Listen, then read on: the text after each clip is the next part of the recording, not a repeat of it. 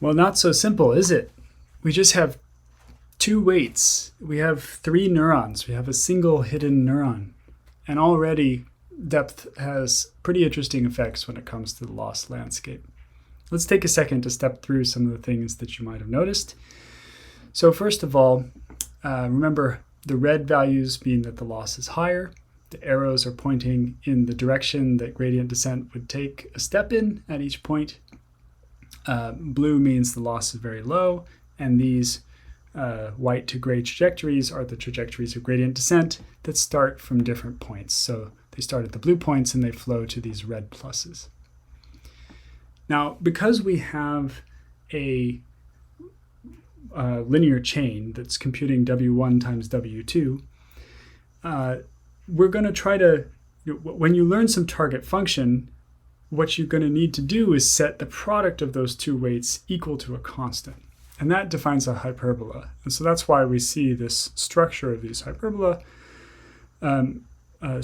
sort of in both sides of this diagram. So this is a manifold of what's known as global minima, where the loss is basically going to be as low as it can be. And there's lots of them because essentially I can always turn up the first weight if I turn down the second weight to keep the overall product constant. And that's a very common feature of depth, that you have this sort of trade-off where you can, it's a scaling symmetry. You can scale up one weight and scale down the other. So other things to note are this general idea of critical points. So gradient descent, if the gradient is ever 0, it's not going to make any changes. So the gradient is 0 at places in the loss landscape called critical points. And they can have different forms. So they could be a minimum, which we just sort of talked about. So no points around them lie any lower, immediately around them. We can have a maximum, no points around them lie immediately around them lie higher. But then we can also have this interesting possibility, which does exist in this landscape, even for the simple model, which is a saddle point. And saddle points are prevalent in deep neural networks.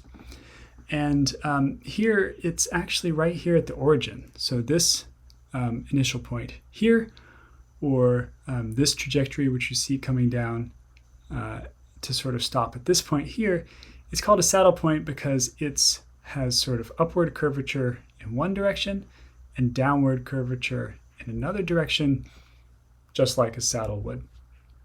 And so gradient descent, if you started off just a little bit off from sort of the attracting manifold of that saddle point, then you'll see it sort of goes towards the saddle point, but eventually turns away from it and finds the global minimum. But if you're unlucky and you're sort of just exactly balanced on this ridge, then gradient descent will just float at that saddle point and get stuck there. That's what this trajectory is doing. It's starting exactly on this line where it's going to come down that saddle and then stop.